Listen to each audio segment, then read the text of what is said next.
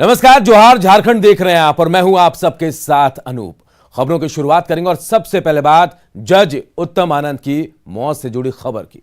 उम्मीद है कि जज हत्याकांड का पर्दा अब उठ जाएगा, क्योंकि गिरफ्तार दोनों आरोपियों की ब्रांड मैपिंग की जाएगी। नार्को टेस्ट सहित 4 टेस्ट गुजरात FSCA प्रयोगशाला में कराई जाएगी, जिसकी अनुमति कोर्ट से मिल चुकी है। और इधर एक बार फिर हाईकोर्ट ने सरकार की स्टेटस रिपोर्ट पर नाराजगी जताई है। जज हत्याकांड के आरोपियों की होगी ब्रेन मैपिंग। जो हमारे दोनों अभियुक्त जिन्हें हम लोगों ने इस कांड में गिरफ्तार किया था, उसका ब्रेन मैपिंग, उसका नार्को टेस्ट, उसका लेयर्ड वॉइस एनालिसिस, कुल मिलाकर 4 टेस्ट जो हमें गुजरात FSO से कराने हेतु हमें आदेश मिल गया है। फर्दर हम लोग गुजरात FSO से इस बारे में संपर्क कर रहे हैं और उनका डेट मिलते ही हम लोग अग्रतर कार्रवाई करेंगे। गिरफ्तार दोनों आरोपियों का होगा नार्को टेस्ट। हादसे की ये वो तस्वीर है जो सीधे सीधे झारखंड की बदहाल कानून व्यवस्था की गवाही दे रही है। 6 दिन पहले यानी 28 जुलाई को कोयला नगरी धनबाद में सुबह सुबह जज उत्तम आनंद मॉर्निंग वॉक कर रहे थे, तभी एक ऑटो किनारे जाकर उन्हें टक्कर मार देता है, जिसके बाद जज उत्तम आनंद की मौत हो जाती है। CCTV फुटेज से साफ है कि टक्कर हत्या की मंशा से मारी गई थी। जज हत्याकांड को लेकर सुप्रीम कोर्ट से लेकर झारखंड हाई कोर्ट तक संज्ञान ले चुका है। हाई कोर्ट खुद मामले की मॉनिटरिंग कर रहा है। झारखंड हाई कोर्ट ने SIT की स्टेटस रिपोर्ट पर कड़ी नाराजगी जताई है और झारखंड सरकार से पूछा है कि 28 जुलाई की घटना सुबह की थी तो FIR दोपहर में दर्ज क्यों हुआ। 28 जुलाई को हुए चली गई।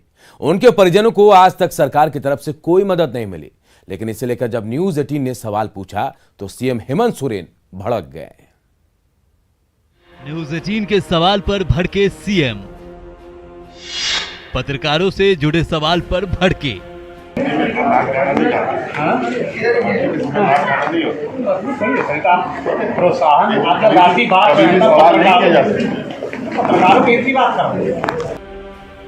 कोरोना काल में पत्रकारों ने कोरोना वॉरियर्स के तौर पर काम किया। आप तक खबरें पहुंचाने के दौरान कई पत्रकार कोरोना पॉजिटिव हो गए, जिससे कई पत्रकारों की जान चली गई। लेकिन न्यूज 18 ने जब दिवंगत पत्रकारों के परिजनों को आर्थिक मदद देने पर सवाल पूछा तो CM भड़क गए। न्यूज 18 के सवाल पर CM ने क्या कहा, आप खुद सुनिए। आगे बढ़ने का, अपने को निखारने का मौका मिलेगा। ठीक है। Thank you sir. पत्रकारों की जो मौत हुई है, उड़ीसा सरकार ने 15 लाख, UP सरकार ने 10 लाख, पश्चिम बंगाल की सरकार ने नौकरी की घोषणा की है। आप यहाँ के पत्रकारों के प्रति संजीदा नहीं है क्या?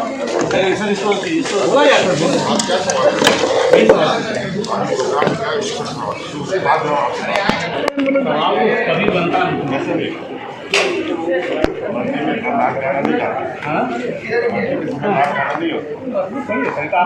प्रोत्साहन राशि बात पत्रकारों की ऐसी बात कर। न्यूज 18 के सवाल पर CM की झुंझलाहट पर बीजेपी ने मुख्यमंत्री पर निशाना साधा है। प्रतुल शाहदेव ने कहा कि इस झुंझलाहट में CM का फ्रस्ट्रेशन झलक रहा है। वहीं कांग्रेस ने मुख्यमंत्री का बचाव किया है। दिख रही थी उनका ये कहना कि खुशी के इस मौके में मातम की बात नहीं करनी चाहिए, ये पूरे तरीके से असंवेदनशीलता दिखाता है। आप सोचिए माननीय मुख्यमंत्री जी, ये पत्रकार कोरोना वॉरियर्स थे और सच में इनके घर में मातम पसरा हुआ है, तो आपको इनकी सूद तो पहले लेनी चाहिए। हमें नहीं लगता कि मुख्यमंत्री जी के कोई ऐसी बात कह सकते हैं। मुख्यमंत्री जी ने निश्चित रूप से लगातार पत्रकारों की सुधि ली है। जब भी कोई मौका आया है पत्रकार मित्रों से बातचीत की है और हमें लगता है कि उन सारों मामलों को लेकर के जो है मुख्यमंत्री संजीदा है। पत्रकारों को कोरोना वॉरियर्स घोषित करने की मांग लंबे समय से की जा रही है। कांग्रेस भी दिवंगत पत्रकारों को आर्थिक मदद देने की बात कह रही है। ऐसे में पत्रकारों के सवाल पर आखिर मुख्यमंत्री को क्यों इतना गुस्सा आया? अविनाश कुमार, न्यूज 18 रांची। और चलिए बात एक अच्छी खबर की करते हैं। ओलंपिक में डंका बजाने वाली झारखंड की बेटियों को CM हेमंत सोरेन ने सम्मानित किया। दीपिका कुमारी, निक्की प्रधान और सलीमा टेटे की गैर मौजूदगी में उनके माता पिता को सम्मान राशि दी गई। तो देश और विदेश में झारखंड का नाम रोशन करने वाले 12 खिलाड़ियों को सरकार ने सीधी नियुक्ति के तहत नियुक्ति पत्र सौंपा है।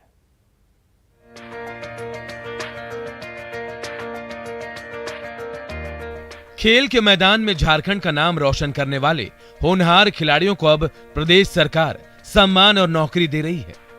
टोक्यो में भारत का डंका बजाने वाली तीरंदाजी की गोल्डन गर्ल दीपिका हो, या फिर हॉकी से कमाल करने वाली सलीमा टेटी और निकी प्रधान, या फिर दूसरे खिलाड़ी जिन्होंने देश और देश के बाहर झारखंड का नाम रोशन किया, ऐसे 12 खिलाड़ियों को सीधी नियुक्ति और सम्मान राशि दी गई है।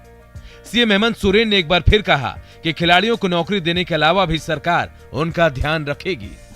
नियुक्ति पत्र हम लोगों ने आप लोगों को आरक्षी के रूप में दिया है, सब इंस्पेक्टर के रूप में दिया है।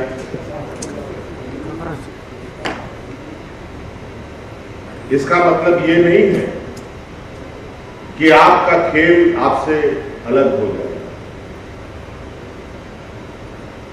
आप जो काम कर रहे हैं, हमारे बच्चे जिस खेल में व्यस्त हैं, उस खेल के जगत से ही वो जुड़े रहेंगे।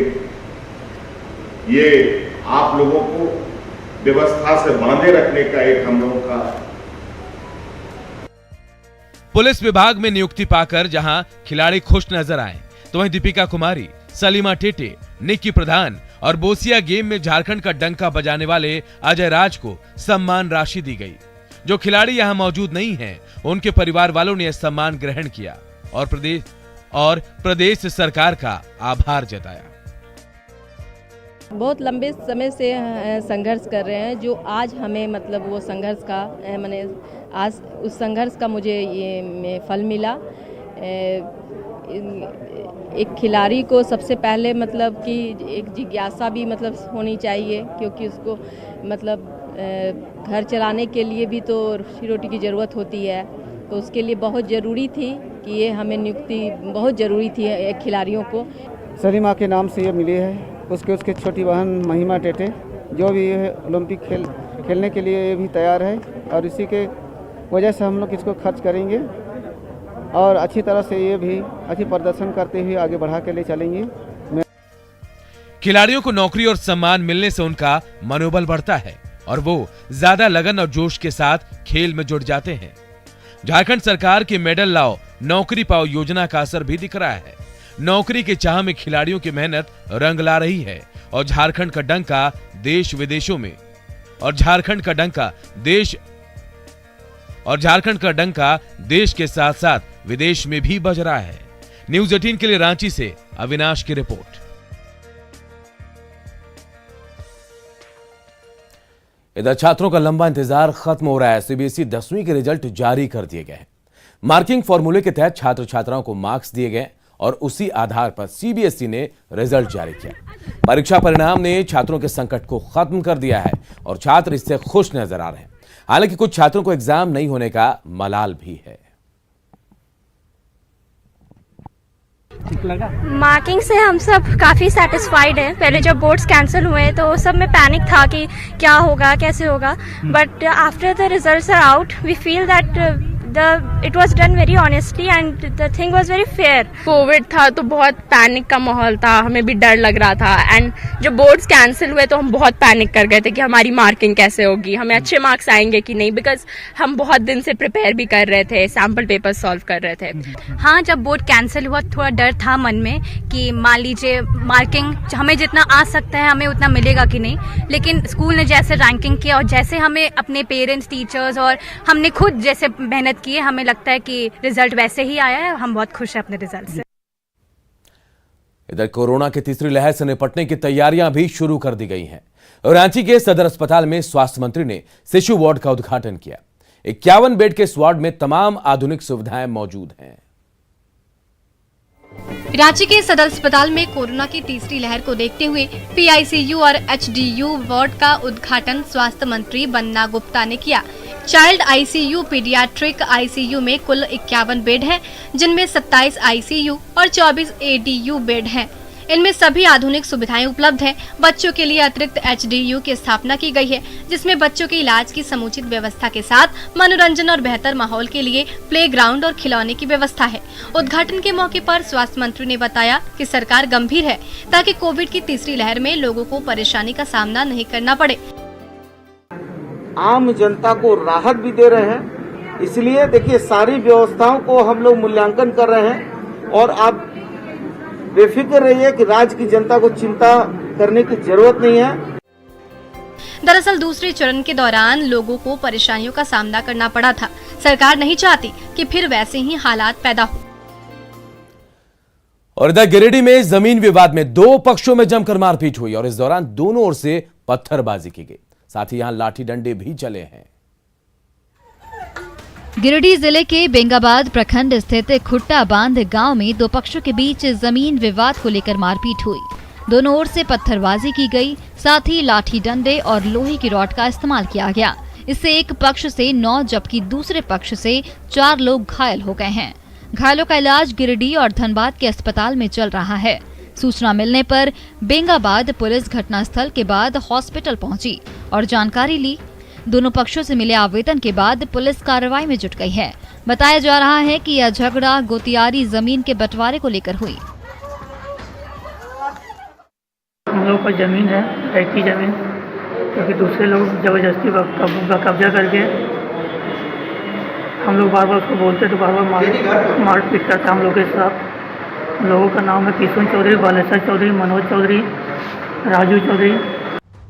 दोनों पक्षों से मिले आवेदन के बाद पुलिस कार्रवाई में जुट गई है।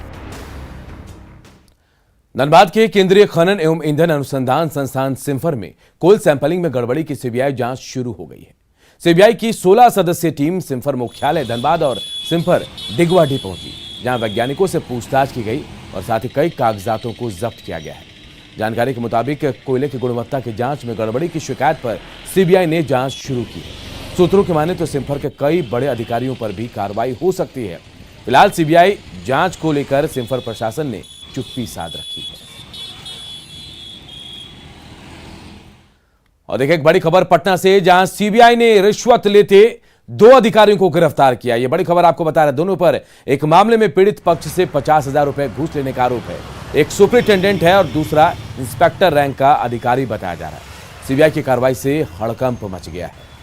सीबीआई की पटना टीम ने आज घूसखोरी के आरोप में एक बड़ी कार्रवाई की है।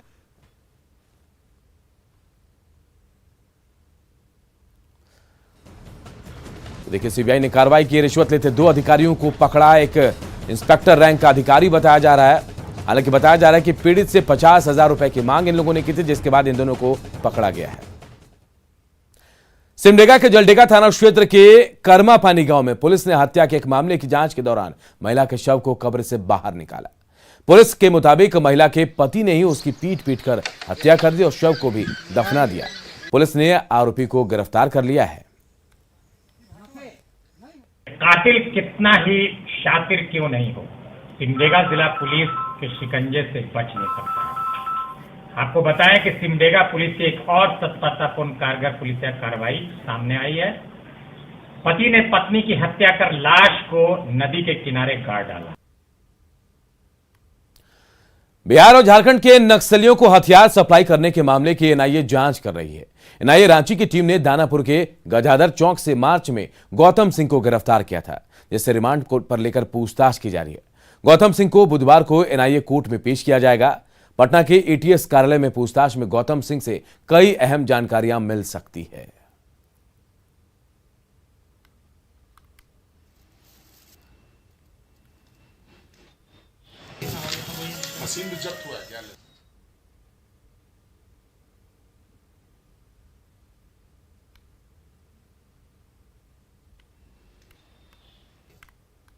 और आइए देखते हैं झारखंड 2020।